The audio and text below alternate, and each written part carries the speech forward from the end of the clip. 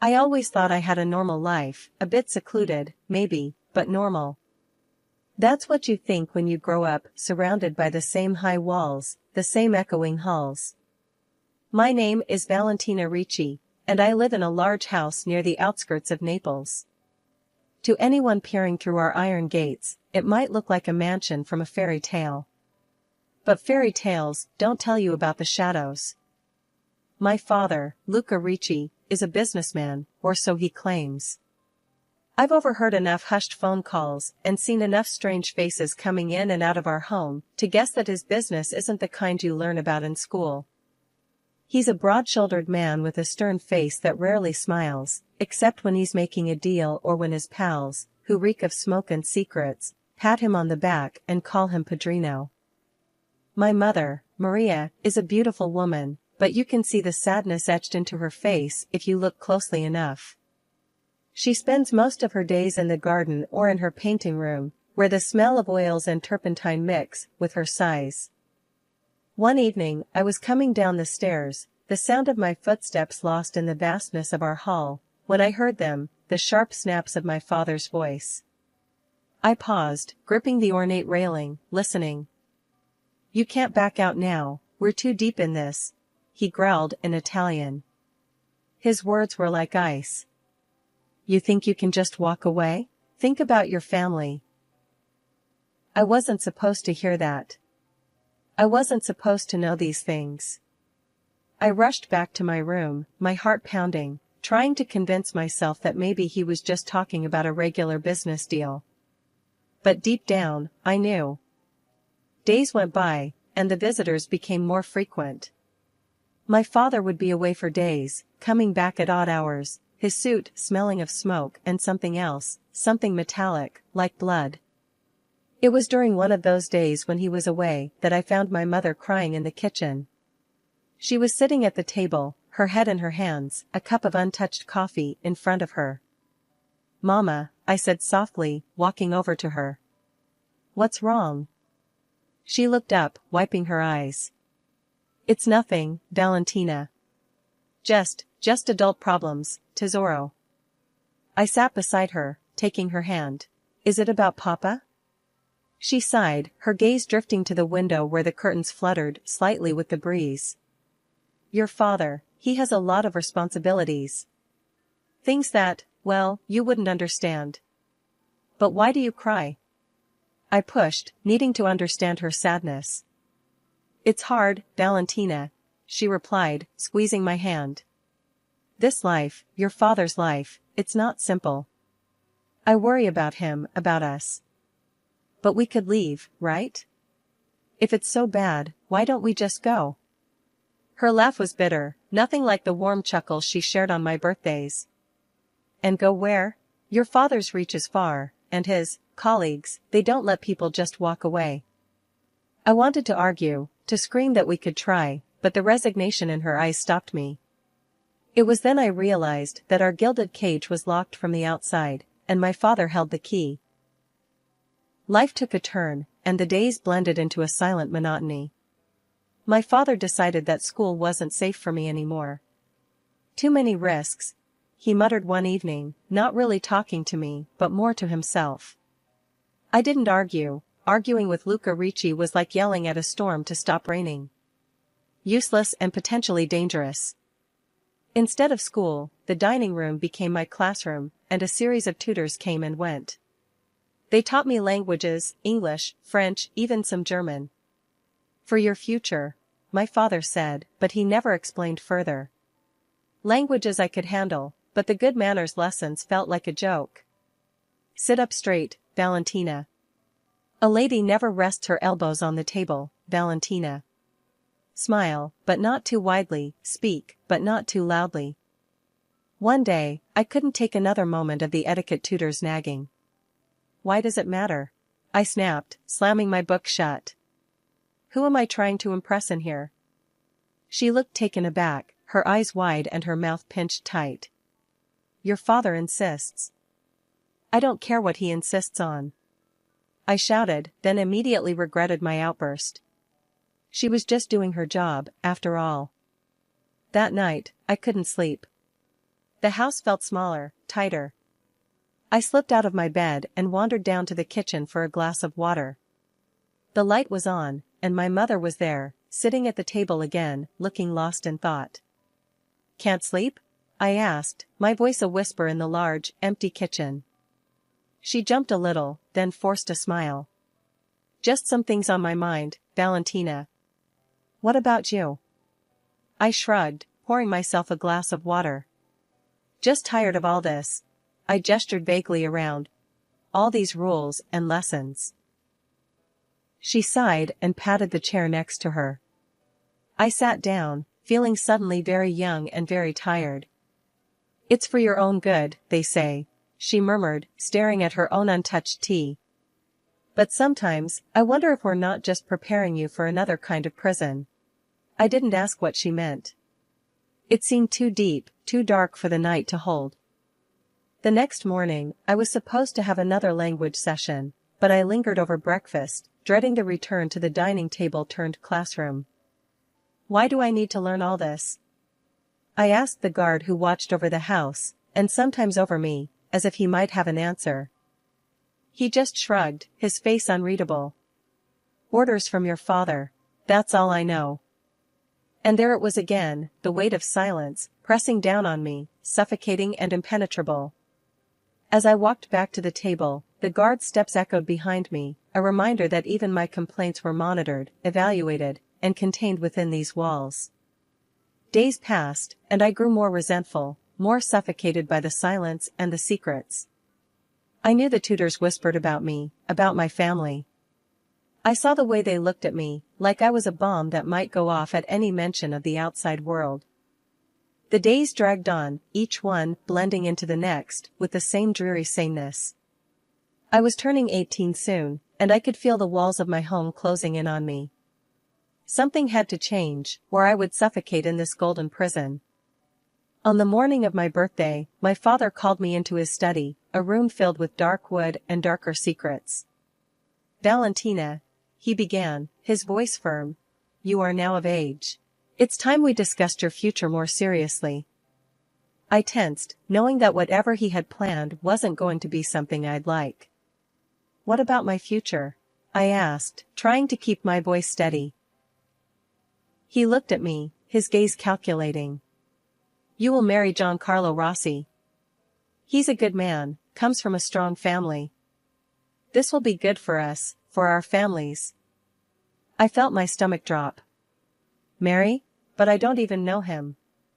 The thought of marrying a stranger, especially one chosen by my father, made me want to run screaming from the room. "It's not a request, Valentina," he said, his voice hardening. "It's decided. You will meet him next week. Be ready." After I left his study, my mind raced with panic and fear. Marry Giancarlo? I couldn't. I wouldn't. I had to get out of here. Over the next few days, I hatched a plan. It was risky, but it was the only shot I had. I approached my father under the guise of acceptance. "Father," I said, trying to sound as meek as I could, "since I am to be married soon, could I perhaps travel to the USA? A kind of pre-wedding trip?" He regarded me suspiciously. "Why the USA?" "I want to see the world a little before I settle down," I lied smoothly. "Just a few weeks. I'll be careful. I promise." He pondered for a moment, then nodded. "Fine. But Marco will go with you. No arguments." Marco was one of his most trusted guards. The man was a mountain, silent and immovable. The challenge just got bigger, but I had no choice. "Thank you, Father," I said, keeping my relief hidden. The following week, as planned, I landed in New York City with Marco shadowing my every move. The city was a breath of fresh air, a stark contrast to the stifling life back home. I knew I had to act fast. One day, while Marco was distracted, I slipped into a store and bought a few essentials, clothes, a wig, and a prepaid phone. Later, at a crowded supermarket, I seized my moment. I feigned interest in some products on a lower shelf, waited for Marco to move ahead, then quickly changed my appearance in the restroom. Heart pounding, I walked right out of the supermarket, another face in the crowd. I didn't stop walking until my legs burned and my breath came in sharp gasps. The first few weeks in New York were a blur. Every day was a battle between the thrill of freedom and the gnawing fear of being caught. I kept looking over my shoulder, half expecting to see Marco or someone else from my father's world. But the city was big, noisy, and indifferent, a perfect place to hide. Renting a tiny apartment in a less fashionable part of town was my first step towards a normal life. The building was old and the elevator barely worked, but it was mine. My landlord, a grumpy old man named Mr. Klein, didn't ask many questions. "Just pay your rent on time," he grunted when handing over the keys. Finding a job was harder. My tourist visa was about to expire, and I knew I couldn't work legally. After many days of searching, I found a small cafe willing to pay cash under the table. It wasn't much, but it was enough to get by. The cafe was run by a tough, no-nonsense woman named Gina. On my first day, she eyed me skeptically. "You ever worked a coffee machine before, honey?" I shook my head. "No, but I'm a quick learner." "You better be. I can't afford to babysit," she said, but her tone softened slightly. "All right, I'll show you, but keep up." Working at the cafe was exhausting, but fulfilling. I learned to make coffee the way New Yorkers liked it, strong and fast. The regulars were a mixed bunch, and slowly, I started feeling less like an outsider. One evening, as I was closing up, a customer I recognized as a regular, Mike, lingered at the counter. "You're not from around here, are you?" he asked, his tone friendly but curious. "No, I'm not," I admitted, wiping down the counter. "You got a story, huh?" he pressed, in a way that wasn't prying but seemed genuinely interested. "Doesn't everyone?" I replied, offering a smile that didn't reach my eyes. Mike laughed, a deep, hearty sound. "True enough. Well, if you ever need help or a friend, I'm around. Us New Yorkers gotta stick together." His kindness was unexpected and warmed a corner of my heart. "Thanks, Mike. I might take you up on that." As days turned into weeks, I grew more comfortable in my new skin. But with my visa expired, I was officially an illegal immigrant. The fear of deportation loomed large, a constant shadow over my newfound independence. As time passed, Mike became more than just a friendly face at the cafe.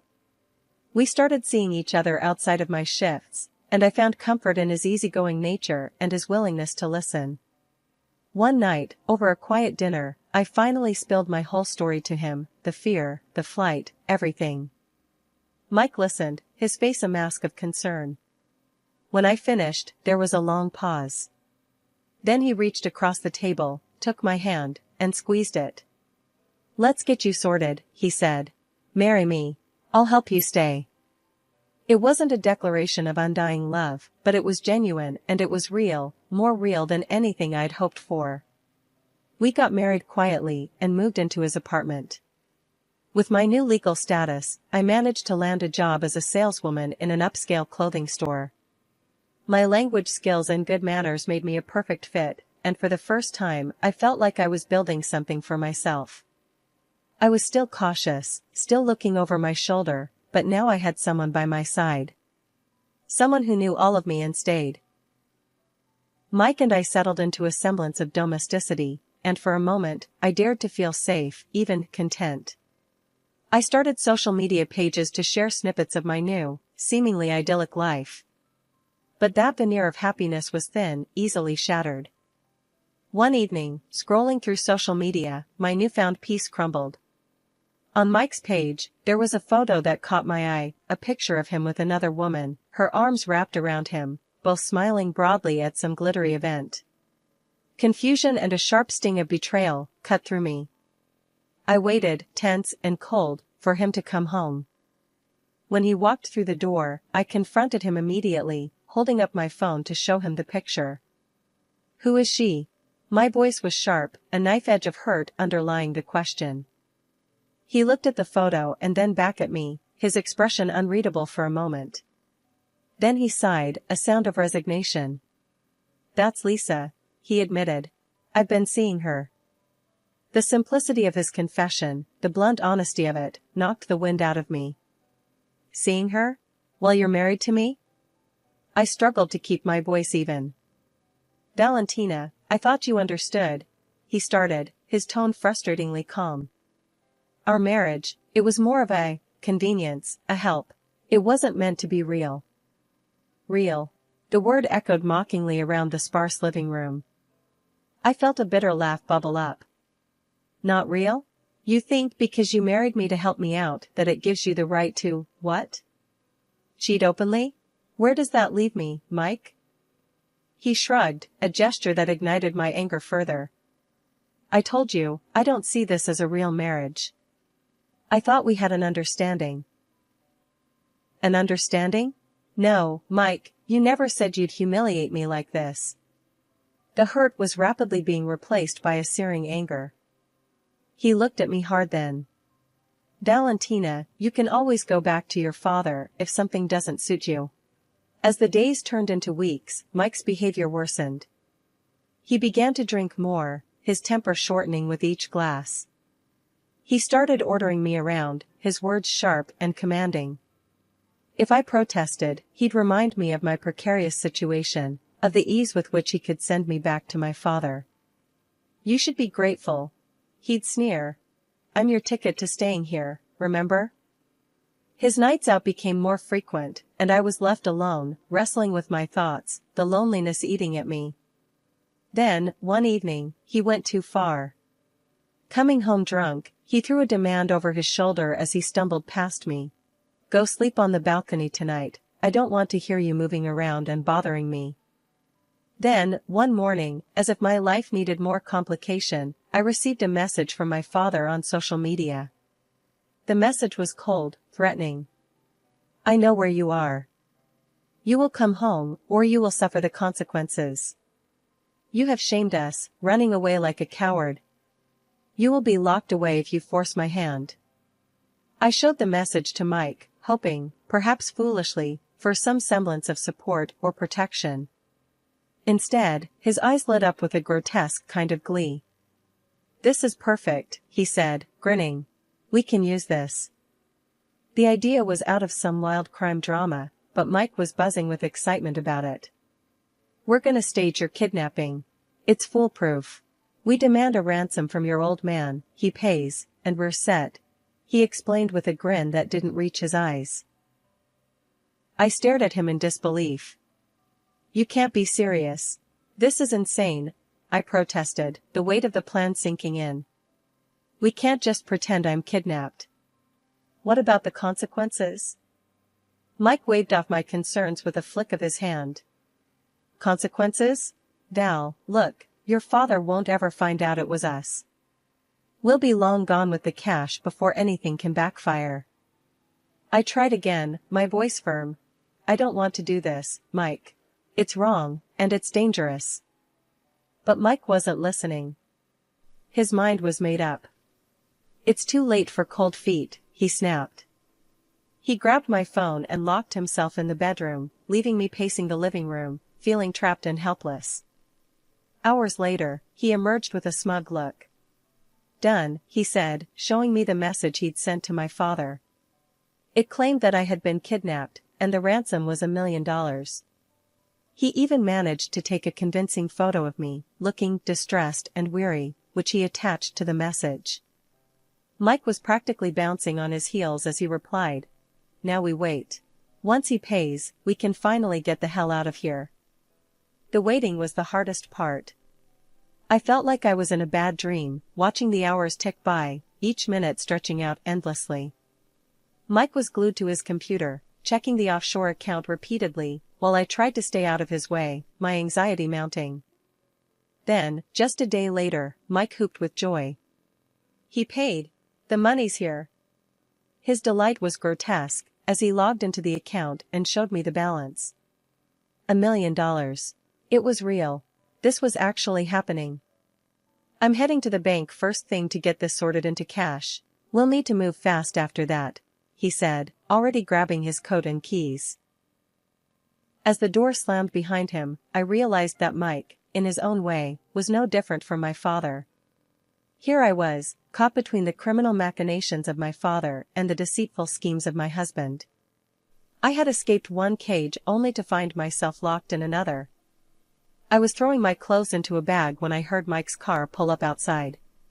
My heart hammered in my chest as I scrambled to destroy anything that might lead him, or worse, my father, to me. Shredding papers, deleting emails, I was a whirlwind of desperate activity. Just as I zipped up my bag, the door flew open. Mike stumbled in, his eyes glazed over from drink, a wild grin plastered on his face. He dangled his car keys in front of him. "Hey, Val, go fetch us some dinner from that Chinese place, will ya? I'm starved." His slurred words barely registered as I took the keys, my mind racing. This was my chance. Without a word, I bolted for the door, heart pounding as I slipped into the driver's seat of his car. I didn't head for the restaurant. Instead, I drove. The highway stretched out before me like a ribbon of freedom, and I pushed the car faster, watching the city lights blur past. My pulse matched the frantic beat of the tires on the road. I had no destination in mind, just a way, anywhere but here. My phone buzzed incessantly in the passenger seat, a relentless reminder of the world I was fleeing. At a red light, I grabbed it, turned it off, and tossed it into a trash can on a deserted street corner. If my father had ways of tracking me, I wouldn't make it easy for him. Hours passed as I drove, the night deepening around me. By the time I pulled into a motel in a small town I didn't know, my nerves were frayed, and exhaustion was setting in. I checked in under a fake name, paid in cash, and collapsed on the bed. Sleep was fitful, filled with nightmares of chases and captures. When morning broke, I was already awake, staring at the ceiling, trying to piece together my next move. I turned on the TV for background noise more than anything else, but froze when a news report caught my attention. Mysterious attack last night in New York City. The victim, identified as Michael Davidson, was found dead in his home, which appeared to have been ransacked by unknown assailants. The breath whooshed out of me. Mike was dead. The reality hit me like a physical blow. Whatever his faults, whatever the mess he'd dragged me into, I hadn't wished him dead. The report speculated that the attackers were searching for something, possibly related to criminal activities. I packed up in a rush, my hands shaking. I needed to get away before anyone connected me to Mike's death. As I loaded the last of my bags into the trunk of the car, a heavy weight settled at the bottom, caught my eye. It was a gym bag I hadn't noticed before. Curious and wary, I unzipped it. Inside, stacks of cash stared back at me, hundreds, thousands, $1 million in crisp bills. The ransom money. Mike must have stashed it here before coming inside last night. For a long moment, I just stared. This money was the cause of all this chaos, the reason Mike was dead, the reason my life was in ruins. But it also represented a chance to start over, to live free from my father's shadow, to compensate for years of fear and manipulation. The nagging fear of my past catching up never completely left me. I made a tough decision, one that went against my morals, but felt necessary for my safety. I underwent plastic surgery and purchased documents in a new name. It was against the law, and the guilt weighed on me, but the fear of my old life, discovering me, was stronger. I reassured myself it was a necessary evil to protect my newfound peace. Finally, I found myself drawn to a small coastal town. I rented a small apartment with a view of the ocean, the soothing sound of the waves a constant reminder of the freedom I now possessed. The first few weeks were tough. I took long walks on the beach, the salty air clearing my mind, helping me to plan. I needed a job, a way to sustain myself without dipping into the gym bag full of cash too often. One morning, while sipping coffee at a local diner, I overheard a conversation from the next table. "We're swamped at the gallery since Jenna left.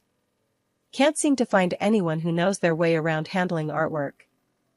Without thinking, I turned and said, "I have experience with that."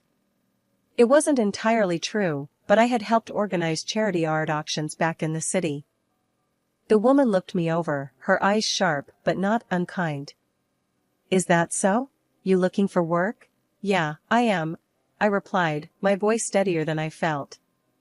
Come by tomorrow. Let's see what you've got, she said, handing me a business card. Her brisk, no-nonsense tone reminded me of Gina, but gentler. That conversation turned into a job offer, and suddenly, I found myself working at a local art gallery. It was a small place, but it buzzed with creativity and passion. Months passed, and life found a new rhythm. The fear that had clung to me, shadow-like, began to dissipate. I was no longer looking over my shoulder, no longer jumping at shadows. I started to make friends, real friends who knew nothing of my past, only the person I was now.